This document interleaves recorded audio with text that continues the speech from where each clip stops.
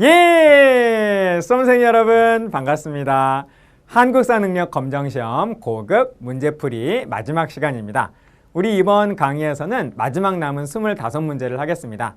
지난 시간에 근현대를 들어가서 근현대 문제 1번부터 25번까지 풀었죠.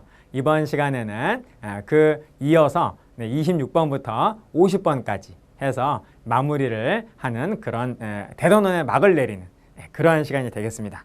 자, 여러분 또 우리 이번에 공부하는 문제에서도 얼마든지 유사한 문제가 또 나올 수 있으니까요. 신경 써서 봐주세요. 자, 여러분 화이팅입니다. 자, 가볼까요? 예. 자, 우리 지난 시간에 25번까지 봤고요. 26번부터 또 시작을 해보도록 하겠습니다. 자, 26번. 자, 또 어떤 좋은 문제가 또 우리를 또 우리와의 만남을 기다리고 있을까요? 자, 26번 보시겠습니다. 역시나 멋진 분이 또 기다리고 계시네요. 네. 자, 자료에 해당하는 독립군 부대가 뭐냐라는 겁니다. 자, 쭉 한번 읽어보면 여러분 결정적인 인물의 이름이 나오네요. 사령관 이름이 나와요. 네, 밑에서 두 번째 줄 양세봉 사령관이 나온다라는 겁니다. 여러분 양세봉 장군이 바로 사령관이었던 독립군 부대 이름이 뭐죠? 바로 조선혁명군이라는 겁니다. 조선혁명군 사회주의 계열의 남만주에서의 대표적인 독립군 부대로서 당시 사령관은 양세봉 장군이었다. 양세봉. 자, 그래서 조선혁명군에 대한 설명으로 옳은 것을 골라라 라고 하는 그런 문제가 되겠네요. 3번 보실까요? 남만주에서 중국군과 힘을 합쳐 항일전쟁을 벌였다. 그렇습니다. 바로 조선혁명군이 주로 활동한 지역이 남만주죠. 남만주에서 바로 1920년대 후반에 사회주의의 정부 하나 만들어지잖아요. 바로 국민부가 만들어지고, 그리고 집권 정당은 조선혁명당, 군대 이름은 조선혁명군이 되는 거죠. 조선혁명군이 바로 국민부, 사회주의의 정부 겸 독립운동 기지인 국민부의 직속의 부대로서 활동을 하게 된다는 겁니다. 자, 그래서 3번이 바로 정답이 되겠죠. 남만주에서 중국군. 이 중국군은 바로 어떤 군대죠? 중국의용군이죠. 중국의용군. 조선혁명군은 사회주의 군대니까요. 사회주의 군대는 사회주의 군대끼리 한종일 연합작전을 하죠. 그래서 사회주의 조선혁명군은 사회주의의 중국군대인 중국의용군과 연합을 하게 된다는 겁니다. 그래서 항일전쟁을 벌였다라고 하는 그런 말이 되겠네요. 그래서 26번 정답은 3번이 되겠습니다. 1번 보시면 자유시 참변으로 시련을 겪었다. 이거는 바로 조선 독립군단이 되겠죠. 다음에 2번 보시면 연합군의 일원으로 태평양 전쟁에 참여하였다. 한국광복군. 4번 중국 관내에서 결성된, 중국 본토에서 결성된 최초의 한인 무장 부대였다. 바로 조선의용대가 되겠고요. 김원봉 선생님이 결성을 하셨죠. 5번 조선의용대 일부가 합류되면서 군사력 증강된 것은 또 한국광복군이 되겠습니다. 정답은 3번이 되겠죠. 다음 27번 보실까요? 가나다라 법령을 제정된 순서대로 옳게 나열한 것은, 자, 보실까요, 여러분? 회사 설립은 조선 총독의 허가를 받아야 한다. 회사령 처음 나왔을 때네요. 그러니까 요거는 회사령 허가제 1910년이 되겠고요. 다음 날을 보시면 토지 소유자는 조선 총독이 정하는 기간 안에 이런 것들을 쭉 신고해야 한다. 그러니까 신고제를 기본으로 하는 토지 조사 사업이 되겠습니다. 토지 조사 사업. 자, 이 토지 조사 사업은 기본 법령인 토지조사령은 1912년에 나오지만은 조사 사업은 실제적으로 1910년부터 시작을 한 것이죠. 법령, 기본 법령은 토지조사령으로서 기본 법령은 1912년이다라는 거예요. 자, 다음에 달을 보시면 정부는 전시의 국가총동원상, 네, 국가총동원법이네요. 국가총동원법 1938년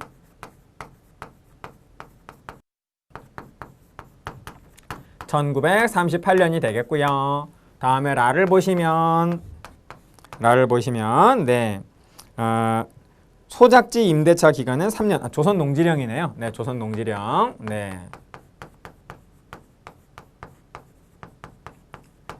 이 나의 경우는 이 토지조사 사업은 시작이 된 게 바로 1910년인데 지금 우리가 보고 있는 이 법령은 이제 법이 나왔네요. 네, 법이 나왔네요. 그러니까 이거는 토지조사령이라고 말을 할 수가 있을 것 같습니다.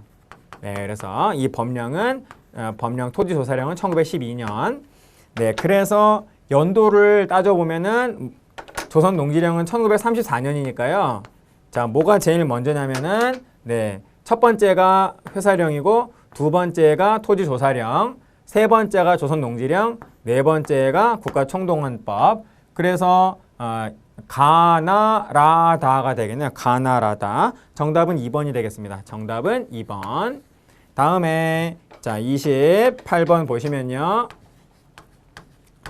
자, 다음 법령이 제정된 이후 일제 정책, 다음 법령, 그러니까 이 법령이 무엇인지 일단 아셔야죠.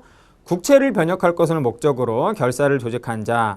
여러분, 이게 치안유지법에서 가장 잘 알려진 가장 유명한 그런 어떤 조항이 된다라는 겁니다.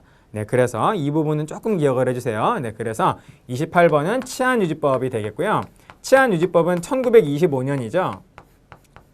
제정되고, 네, 그리고 네, 실시된 것은 1925년이 되겠습니다. 그리고 이 치안유지법 이후에 등장한 일제 정책을 골라주면은 자, 1, 2, 3, 4번은 모두 치안유지법 이전이네요.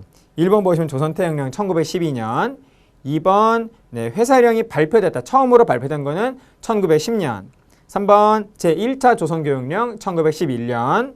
4번 토지조사 사업이 실시되었다. 1910년부터 실시가 된 거죠. 법령 토지조사령은 네, 1912년이고요. 5번이 바로 정답입니다. 조선 사상범 보호관찰령은 1936년이거든요. 네, 그러므로 정답은 5번이 되겠습니다. 다음 보실까요? 자, 29번 보시면요. 자, 다음 자료의 사회운동에 대한 설명으로 옳은 것을 보기에서 골라라 라고 하고 있네요. 소년운동, 방정환이 중심이 되어서 바로 소년운동이 전개가 되었죠. 자, 여러분, 그래서 하나씩 보시면 자, 29번. 자, 기억은 일단 맞는 말이네요. 김기전, 방정환 등이 주도했다. 다음 니은 보시면 서당규칙이 제정되는 계기가 되었다. 여러분, 1910년대 제1차 조선교육령이 나오면서 고등교육을 못하게 하니까요.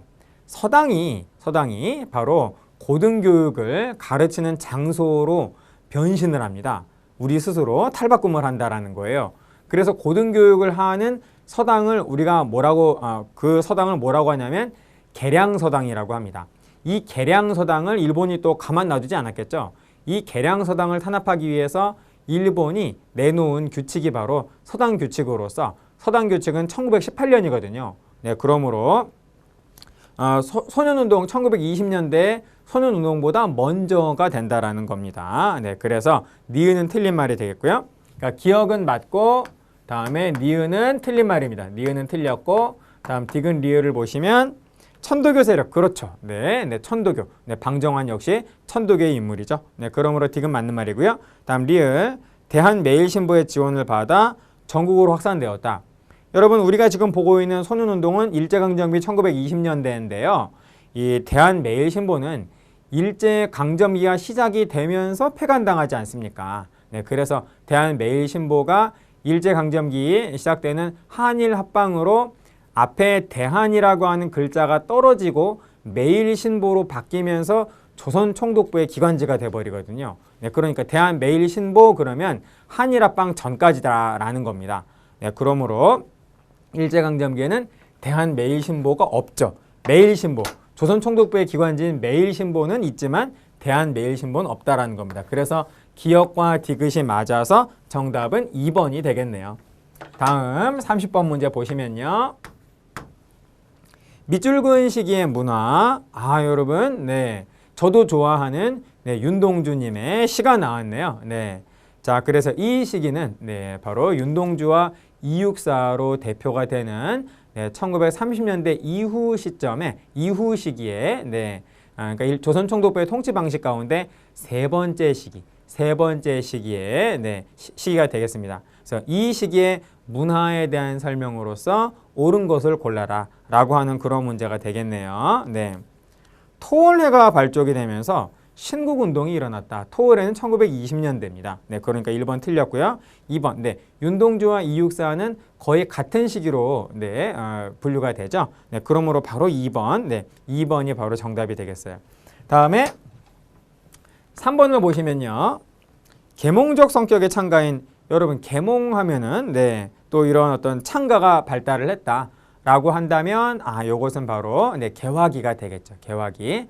창가라고 하는 것은 원래 그 서양에서 작곡된 어떤 노래가 있는데 그 서양의 노래에 가사를 빼고 우리의 가사를 집어넣어 가지고 새롭게 개편을 한 그러한 노래를 창가라고 합니다.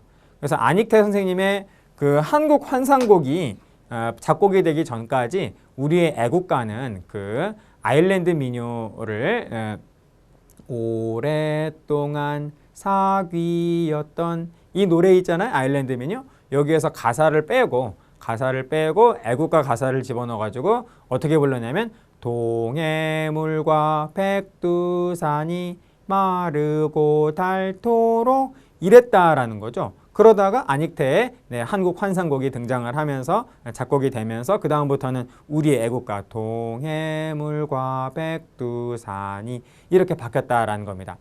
제가 아까 방금 말씀드린 네, 방금 살짝 불렀던 동해물과 백두산이가 바로 창가가 된다라는 거예요. 이러한 창가는 네, 개화기 때에 있었다라는 겁니다. 그래서 일제강점기보다는 개화기의 문화라고 볼 수가 있겠어요. 그래서 정답 3번 틀렸고요. 4번 나운규의 아리랑 역시 네, 1920년대에 등장을 했습니다. 다음에 5번 신경양파 문학 역시 1920년대. 그러므로 정답은 네, 2번이 되겠네요. 자, 31번부터 우리 네, 시작을 하겠습니다. 네, 31번. 자, 다음 자료에 단체에 대한 설명으로 옳은 것을 보기에서 골라라 라고 하고 있네요. 자, 보시면 힌트가 두 개입니다. 위원장은 여운형이고 부위원장은 안재홍, 그리고 강령이 나오고 있어요. 바로 이 단체는 조선건국준비위원회입니다. 네, 조선건국준비위원회 한번 써볼게요. 조금 길죠? 조선건국준비위원회. 이 조선건국준비위원회는 원래 모체가 뭐였냐면 조선건국동맹이었어요. 조선건국동맹. 네. 조선건국동맹. 이 조선건국동맹은 일제강점기 끝 무렵인 1944년에 서울에서 결성된 비밀결사였거든요. 그래서 조선건국, 즉 독립, 해방을 만들기 위해서 비밀결사 활동을 하던 단체였는데 이 단체가 이제 해방이 되면서 바로 1945년 8월 15일 해방된 바로 그날 그날 저녁에 조선건국동맹이 조선건국준비위원회로 바뀌죠. 네. 그리고 이름처럼 나라를 건국하는 건국을 준비하는 단체이기 때문에 이들은 결국 네, 나라를 하나 내놓습니다. 그 나라가 뭐냐면 바로 1945년 9월 6일에 어떤 나라를 건국을 하냐면 조선인민공화국이라고 하는 국가를 건국을 해요. 그래서 1944년 결성된 조선건국동맹 비밀결사가 1945년 8월 15일에 조선건국준비위원회가 되고 1945년 9월 6일에는 조선인민공화국이 돼버립니다. 이해되시죠? 네.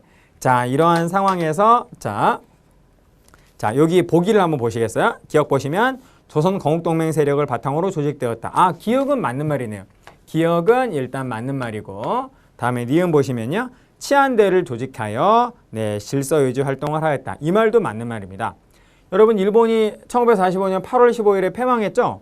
그래서 그 전까지는 바로 우리의 치안을 담당을 하는 것은 바로 일본 경찰이었는데 일본 경찰도 이제는 떠나가잖아요. 없잖아요.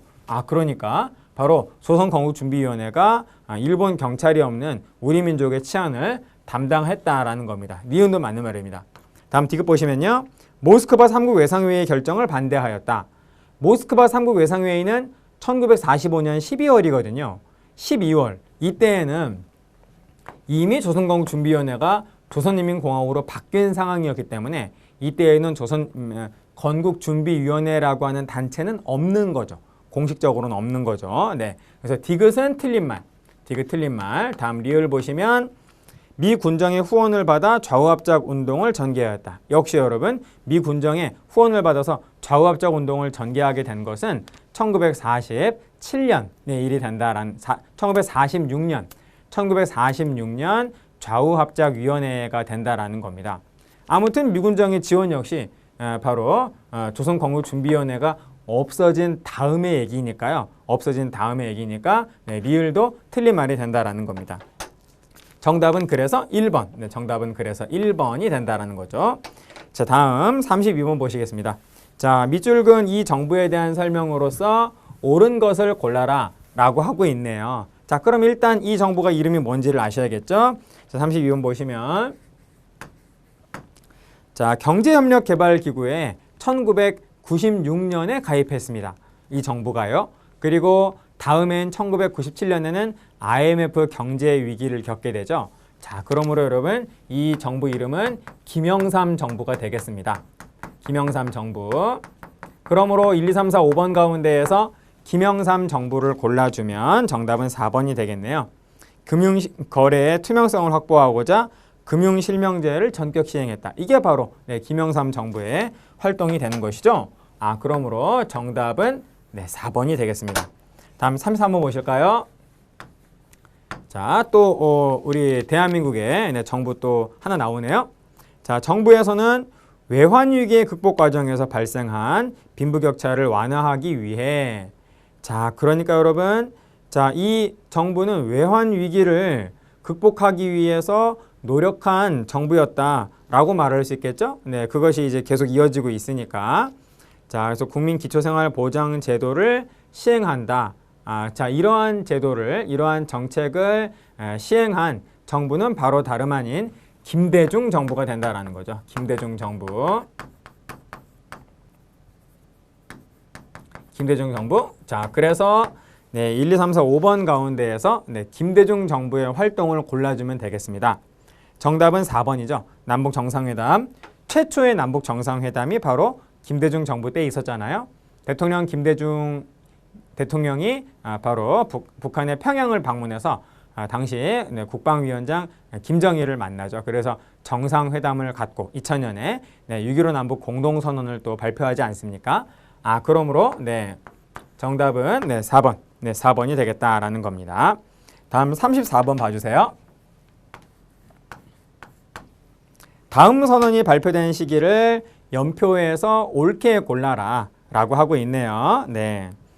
자, 한번 읽어볼까요, 여러분? 동포여, 8.15 이전과 이후 피차의 과오와 마찰을 청산하고서 8.15 이전과 이후 그랬으니까요. 8.15가 지났다라는 얘기죠. 네, 그래서 광복 이후에 어떤 사건이 될 겁니다. 네. 자, 그래서 모이자.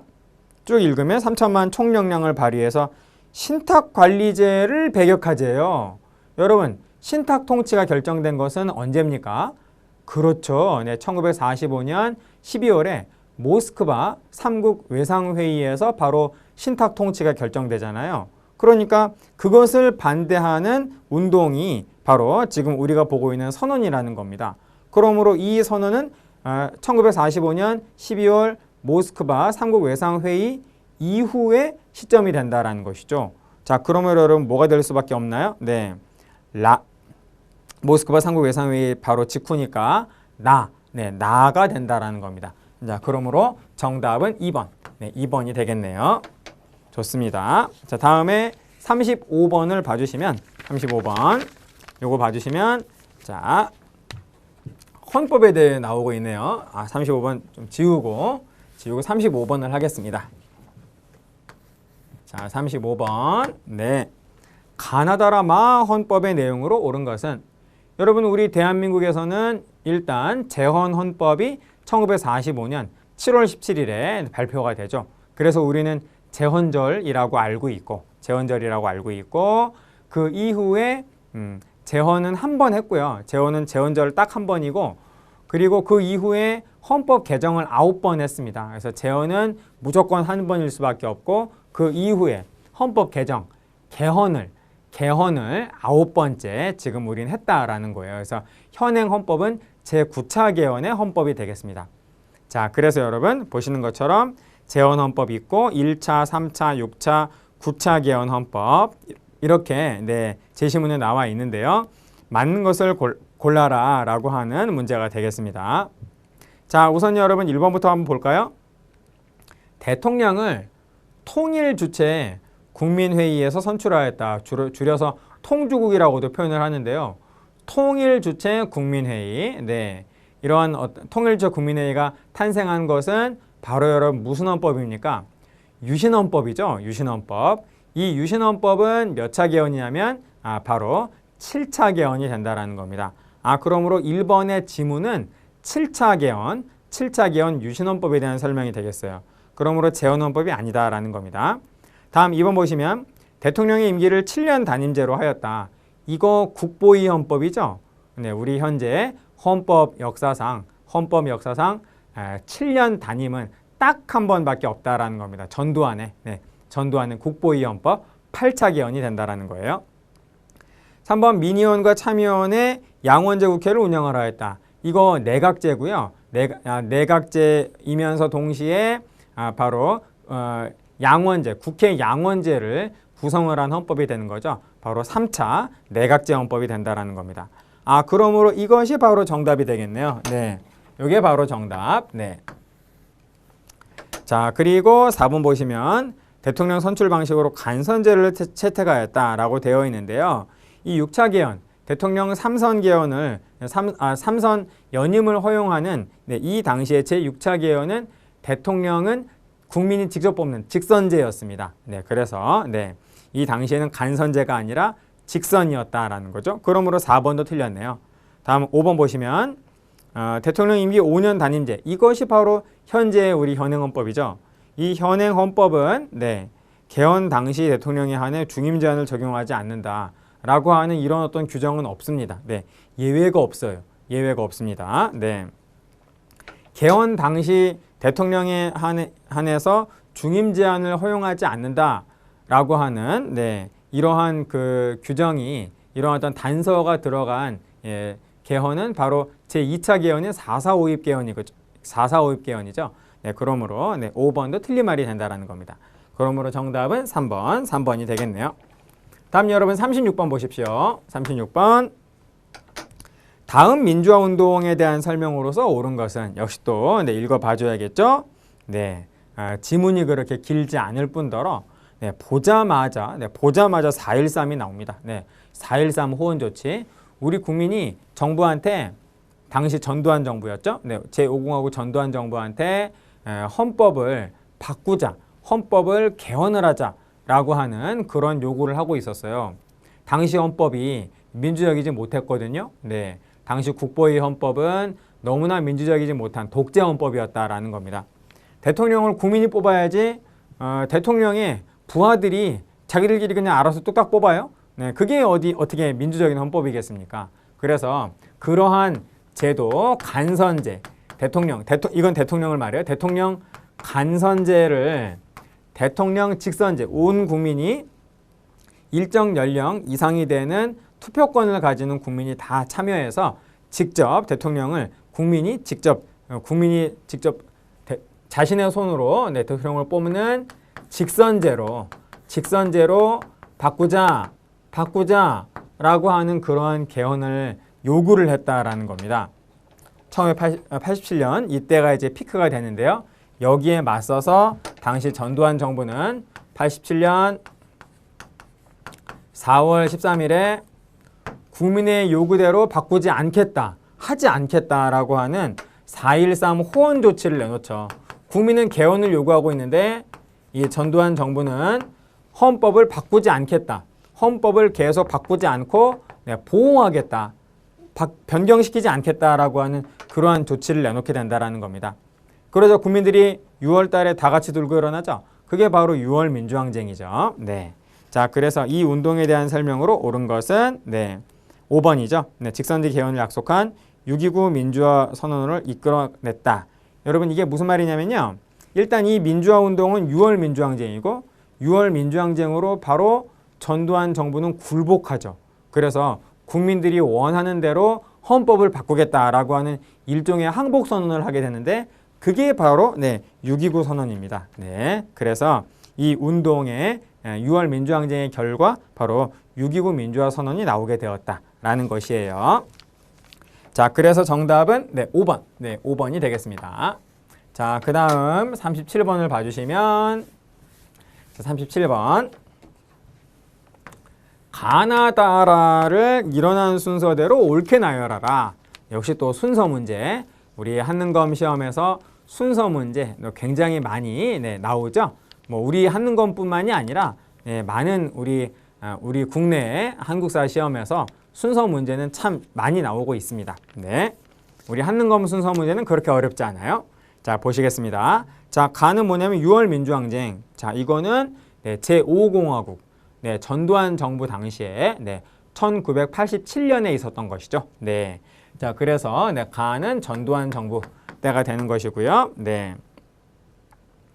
자, 그래서 1987년 굳이 여러분 연도를 한번 써보자면 이렇다라는 겁니다. 다음에 나는 4.19 혁명, 그러니까 1960년이 되겠죠. 1960년.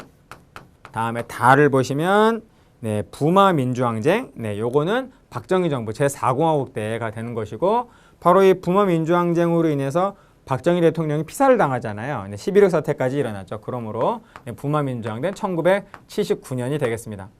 다음 라를 보시면 라 5.18 광주 민주화 운동이니까요. 1980년이죠. 네. 자, 그래서 순서를 따지면 가가 첫 번째, 다음에 다가 두 번째, 라가 세 번째, 마지막으로 가가 네 번째가 되겠네요. 그래서 나다라가 정답은 그래서 3번.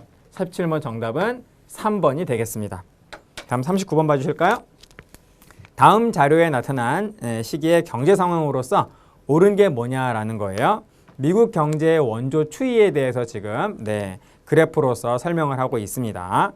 1956년, 58년 여기를 기점으로 해서 그 다음부터는 이제 줄어들고 있네요. 그래서 1957년이 피크고 가장 많이 하고 원조를 받았고 그 다음부터는 1958년부터는 원조의 양이 줄고 있습니다. 우리가 미국에 대한 경제 원조를 많이 받을 수 없게 된 상황이 바로 1958년이기 때문이죠. 당시까지 미국의 경제 원조는 무상이었거든요. 공짜였습니다. 그런데 1958년에 미국이 무상 원조를 유상으로 유상 차관 형식으로 전환을 하거든요. 그래서 1958년에는 이제 공짜가 아니니까 당연히 받는 게 대가를 치러야 되는 거니까 줄어들게 되겠죠. 자, 그래서 이때 경제 상황으로서 옳은 거를 골라준다라고 한다면 자, 1번 보세요. 제1차 석유 파동으로 경제 위기를 맞았다. 이거는 1978년의 일이 되겠죠. 제4공화국 박정희 정부 때가 되는 것이고요. 그다음에 2번 한미 자유무역 협정이 체결되었다. 노무현 정부네요. 다음 3번 경제개발 5개년 계획이 시작이 되었다. 1962년 군정 기간 동안에 시작이 된 것이죠. 4번 바로 미국의 원조 경제 경제 원조가 바탕이 되어가지고 바로 삼백산업 삼백산업이 발달하게 된 거죠. 정답이 그래서 4번이 되겠습니다. 38번 정답은 4번이 되겠고요. 5번 농촌 근대화 운동을 군대화를 목표로 새마을 운동 1970년 박정희 정부 때부터니까요. 정답은 4번밖에 없네요. 38번 정답은 4번이 되겠습니다. 자, 그러면 39번 보실까요? 가나 사이의 시기에 있었던 경제 상황으로서 옳은 것을 골라라. 자, 우선 가가 뭐고 나가 뭔지가 확정이 된다면 어렵지 않을 겁니다. 자, 어금니, 저교육과 저달러의 3저 호황. 여러분 3저 호황은 전두환 정부 제5공화국 때고요. 이 3저 호황은 1986년 이후입니다. 네, 그러니까 이 가의 3저 호황은 1980년대 후반의 상황이 된다라는 거예요. 다음에 나를 보시면 외환위기로 IMF? 네, 1997년이 되겠죠. 1997년에. 네. 자, 그래서 네, 1980년대 후반과 1997년의 사이에 있었던 경제 상황으로서 옳은 것이 뭐냐라는 겁니다. 여러분 제가 방금 전에 IMF 1년 전에 김영삼 정부가 OECD 가입했다 그랬잖아요. 네, 그러므로 이 속에 바로 1996년에 대한민국이 OECD 경제협력개발기구 여기에 가입을 했다라는 것입니다. 네, 그래서 정답은 1번이 된다라는 거예요. 경제협력개발기구는 말하자면 그 선진국 클럽이거든요. 그래서 우리도 이제는 전 세계에서 선진국의 대열에 들어섰다라고 하면서 굉장히 자랑을 했었는데 다음에 IMF가 딱 터지고 말았다라는 겁니다. 참 얼마나 자, 그래서 여러분 정답은 1번이 되겠네요. 다음에 자 40번을 보시면요. 가나다라의 경제 상황을 일어난 순서대로 옳게 나열한 것은 무엇이냐라는 겁니다. 자, 우선 가를 보시면 칠레, 유럽연합, 미국 등과 자유무역 협정을 체결을 하였다. 여러분 칠레하고 자유무역 협정을 체결한 거 언제인지 아세요? 네, 그걸 알면 칠레하고 굉장히 가까운 분이겠죠. 칠레 사람이거나. 네. 자, 그래서 여러분 칠레를 가지고서 이게 어느 정부인지는 조금 알기가 어렵겠지만은 대체로 여러분 미국이 들어가네요. 미국하고 자유무역 협정을 체결한 건 좀 더 알기가 쉽겠죠. 이거 언제냐면 노무현 정부입니다. 노무현 정부. 노무현 정부. 자, 그 다음에 나를 보시면요. 나 제1차 석유파동 1973년의 일이 되겠네요. 자, 그래서 이거 박정희 정부 때가 되는 거고요. 다음에 다를 보시면 다 외환위기 1997년. 다음에 자, 라 보시면 저금리 3저 호황 역시 또 1986년 이후부터인데요. 그냥 이렇게 하겠습니다. 80년대 후반. 이렇게 정리할 수 있습니다. 자, 그래서 뭐가 제일 먼저냐면 나가 제일 먼저고 그 다음에 라가 다음이고 세 번째 다가 그 다음이고 가가 맨 마지막이네요. 나라 다가를 정답에서 골라보면 정답은 4번. 4번이 되겠습니다. 좋아요. 자, 41번 보실까요? 41번. 가민주화 운동에 대한 설명으로 옳은 것을 보기에서 고른 것이 무엇이냐? 대통령을 하야시킨 이것의 현장, 경무대와 국회의사당, 중앙청 등 국가 주요 기관이 광장 주변에 몰려서 가장 격렬한 시위가 벌어졌다. 서울대학교 교수단이 또 바로 시국선언을 하고 현수막을 들고 시위에 나섰다. 그리고 대통령 하야 성명을 발표하고 경무대를 떠나서 당시에는 그 청와대를 경무대라고 불렀습니다. 그러므로 여러분 이 41번은 바로 뭐에 대한 설명이냐면 4.19 혁명에 대한 설명이 된다라는 겁니다. 자, 그래서 4.19 혁명으로서 옳은 것을 기역, 니은, 디귿, 리을 가운데에서 골라주면 자, 기역, 니은, 디귿, 리을. 자, 뭐가 4.19 혁명이고 아닌지를 한번 우리 가려봅시다. 자, 기역 4.13 호원 조치의 철폐를 요구하였다. 6월 민주항쟁이죠. 1987년 6월 민주항쟁. 4.19 혁명은 몇 년이죠, 여러분? 1960년이죠. 니은 신군부 세력의 집권이 배경이 되었다. 신군부 세력이 집권을 하게 되자 거기에 대한 그 신군부 퇴진운동이 일어나게 되는 것은 대체로 서울의 봄 이것이 이제 본격적이고요. 신군부에 대한 집권 그러니까 12.12 사태 1979년 12월 12일 이후부터 바로 우리 국민들이 신군부 퇴진운동을 전개하게 되는 것이죠. 그래서 1979년 겨울부터 시작해서 그것이 더욱더 발전을 해서 1980년 3월 3월에 바로 서울의 봄으로 아주 이렇게 크게 폭발을 하게 되고 결국 그것이 광주민주화운동, 5.18 광주민주화운동으로 발전을 하게 되죠. 그래서 신군부 세력의 집권이 배경이 되었다라고 한다면 서울의 봄 또는 바로 5.18 광주민주화운동이다라고 말할 수가 있다라는 겁니다. 틀렸고 디귿하고리을 3.15 부정선거에 항의한다. 4.19 혁명이고요. 그리고 4.19 혁명으로 승리를 한 학생과 시민들 그리고 야당들의 감시를 받으면서 이승만 정부의 그 끝부분에 끝자락에 바로 허정 과도 정부가 바로 3개월 동안 잠시 존재하면서 바로 그 허정 과도 정부가 바로 헌법을 의원 내각제로 바꾸잖아요. 자, 그래서 리을도 맞는 말이 되겠습니다. 그래서 정답은 디귿과 리을 5번이 되겠네요. 5번. 자, 다음 42번 보실까요? 자, 42번 보시면 자, 또 어떤 문제가? 가에 들어갈 사진으로서 옳지 않은 것은 모스크바 3국 외상회의. 그러니까 이 42번 모스크바 3국 외상회의는 1945년 12월이죠. 12월. 그리고 다음에 50 총선거는 1948년 5월 10일이니까 5월이 된다라는 겁니다. 그래서 45년 12월에서 48년 5월 사이, 요 사이에 들어가지 않는 게 어떤 게 있느냐라는 겁니다. 정답은 4번이죠. 반민족행위 특별조사위원회 활동. 이것은 50 총선거 이후에 재헌국회 만들어지고 재헌국회가 바로 헌법 만들고 그리고 나서 대한민국 정부 수립한 다음에 즉 이승만 정부가 출범한 다음에 바로 이승만 정부 속에서 반민특위가 나온 거 아니겠습니까? 그러니까 1, 2, 3, 5번은 모두 다 이 안에 있고요. 이 안에 있고 4번만 바로 이후 요 속에 들어가지 않는다라는 거죠. 그러므로 정답은 42번 정답은 4번이 된다라는 겁니다. 여러분 이해되시죠? 자, 그 다음에 43번 보시면요. 자, 한번 읽어볼까요? 대한민국 외무부 장관 귀하 뭐 그러면서요.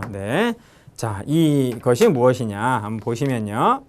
자, 귀하는 뭐 한국 정부가 월남 정부로부터 월남에 대한 한국 전투 부대 증파에 대한 요청을 접수하였다고 본인에게 통보하였습니다. 라고 하면서 어떤 약속을 하고 있냐면 한국군 현대와 약속하고 있고 또 필요한 장비 제공하겠다. 그리고 경비를 부담하겠다. 미국이 바로 우리 정부에게 약속을 해준 거죠. 그래서 박정희 정부가 바로 미국 정부에게 요청한 내용을 당시 주한 미국 대사인 브라운이 바로 이 요청에 대해서 약속을 하는 각서를 써준 게 바로 이거 아니겠습니까? 그러니까 이게 바로 1966년에 브라운 각서가 된다라는 거예요. 43번 우리가 지금 보고 있는 이 제시문의 이 문서는 브라운 각서입니다. 브라운 각서 1966년이 되겠고요. 자, 그래서 이 정부 시기의 경제 상황 그러니까 이것은 바로 박정희 정부 시기 제3공화국 시기에 경제 상황을 골라주면 되겠다라는 겁니다. 자, 그래서 1번 자, 제1차 경제개발 5개년 계획이 추진되고 있었다. 바로 이때 바로 이 무렵에 바로 제1차 경제개발 5개년 계획이 추진되고 있었던 것이죠. 바로 이 제3공화국 박정희 정부 시기예요. 경제개발 5개년 계획은 1962년부터 시작해서 1966년까지 갑니다. 물론 출마를 했을 때에는 국가재건 최고회의 군정기간이었지만 1963년 12월부터 바로 박정희 정부 제3공화국이 출범을 하면서 바로 이 시기에는 바로 경제개발 5개년 계획이 추진이 되고 있었던 것이죠. 그러니까 1번은 맞는 말이 되겠습니다. 자, 그리고 2번 보시면 OECD 가입한 거 또 나왔네요. 김영삼 정부.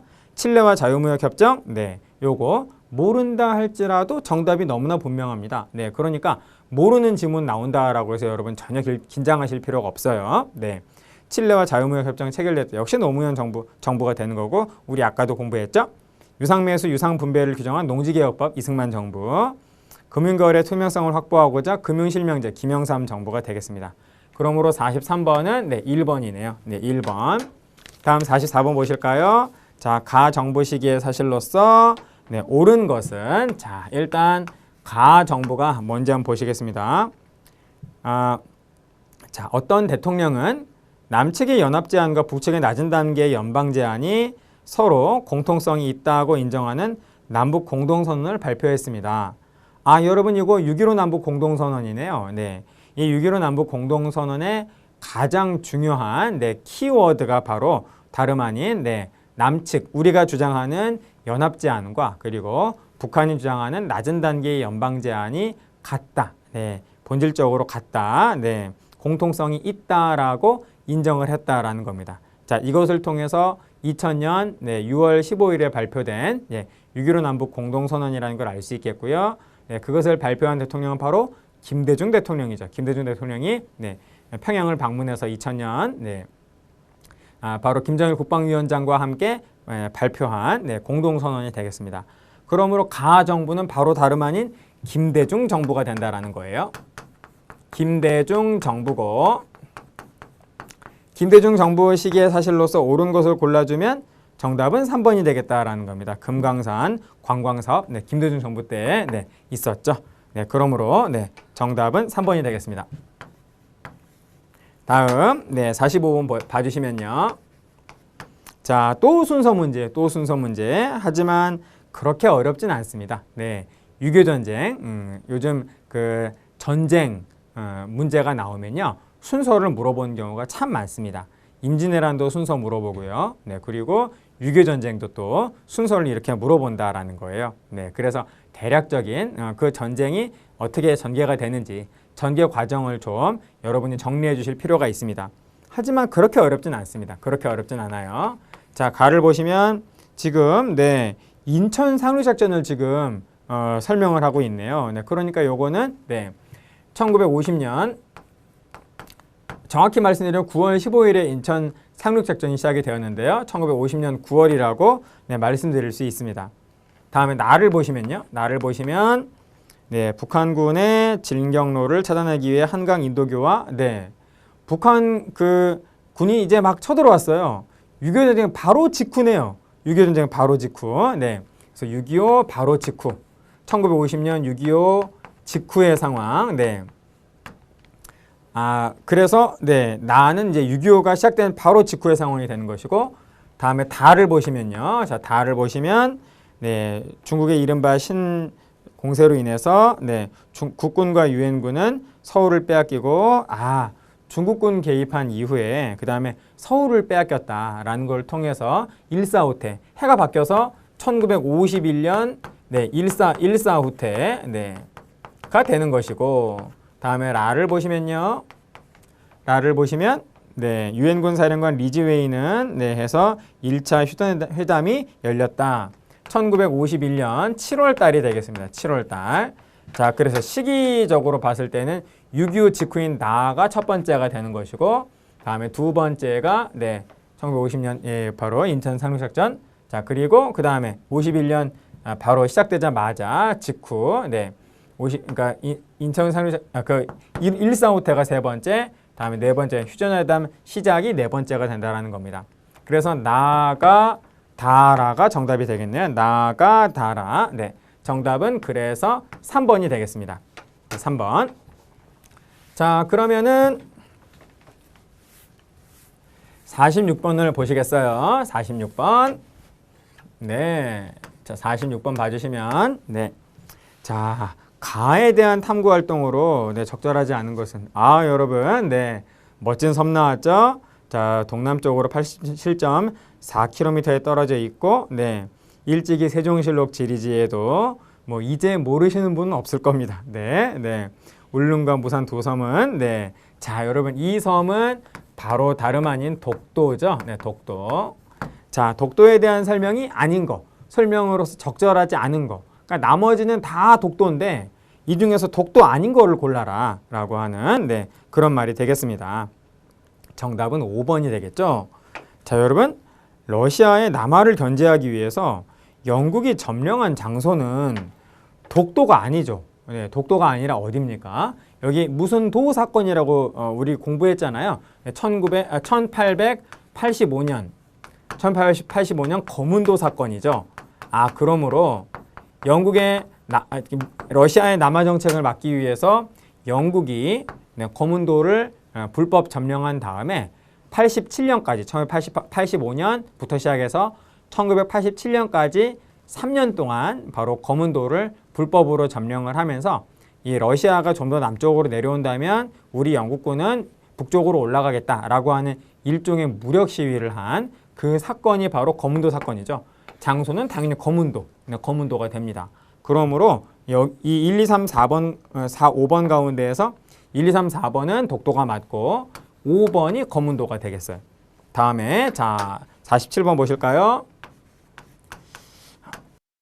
한국사 문제라고 보기에는 조금 한국사 문제이기도 합니다만은 상식 문제라고도 볼 수가 있겠죠. 1점짜리.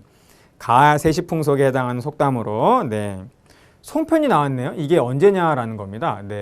바로 추석이죠. 그래서 이 추석과 관련된 속담이 뭐냐라는 겁니다. 정답은 3번이 되겠죠. 옷은 시집 올 때처럼, 음식은 한가위처럼. 여러분 추석이 뭐죠?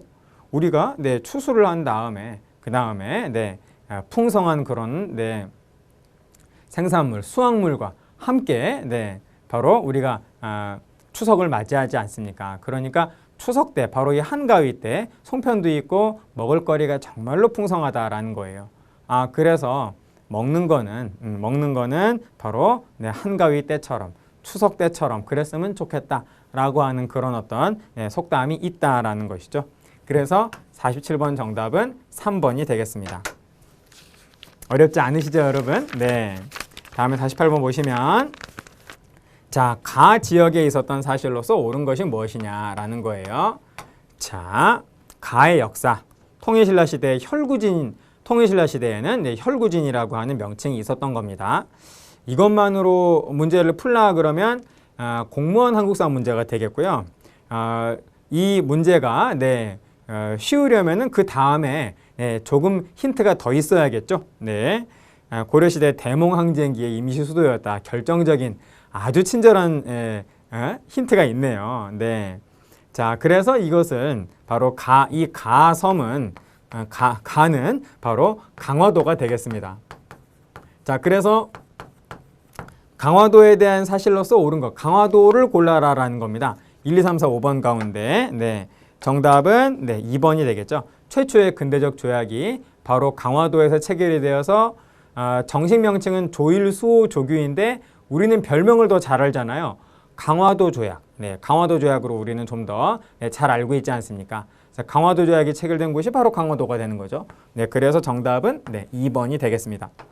자, 다음에 49번 보실까요? 자, 또 세시풍속 문제가 또 나왔네요. 이러한 문제가 가끔씩 또 나오고 있어요. 우리 한능검에서. 그러므로 또 맞춰줘야겠죠. 보시겠습니다. 가에 들어갈 내용으로 적절한 것.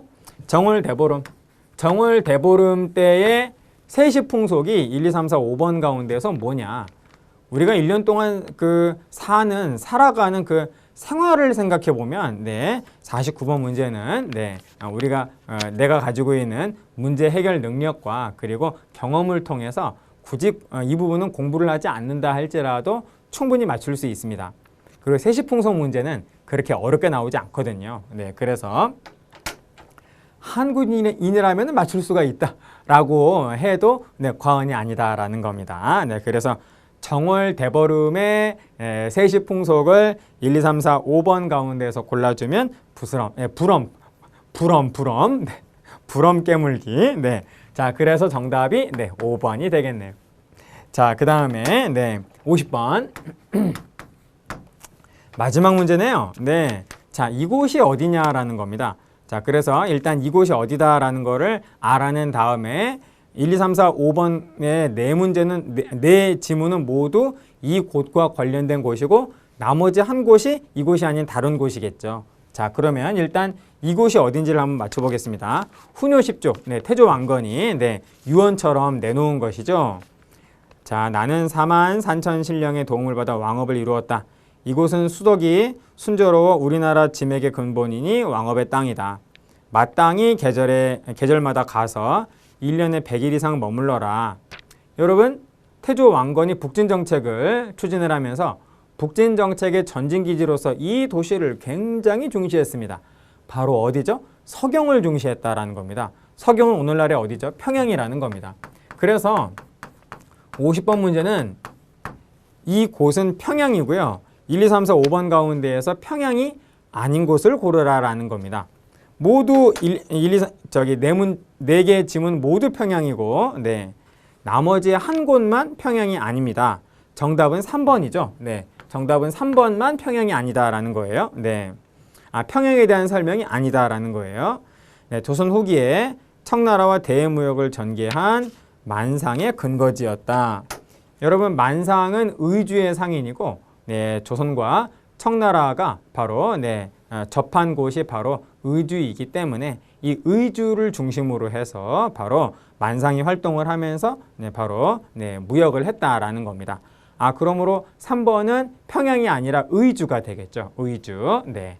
자, 그러므로 3번이 바로 정답이 되겠습니다. 네, 여러분. 자, 이렇게 해서 우리 교재에 있는 100문제, 전 근대 50문제, 그리고 근현대 50문제의 문제를 모두 풀이를 해봤네요.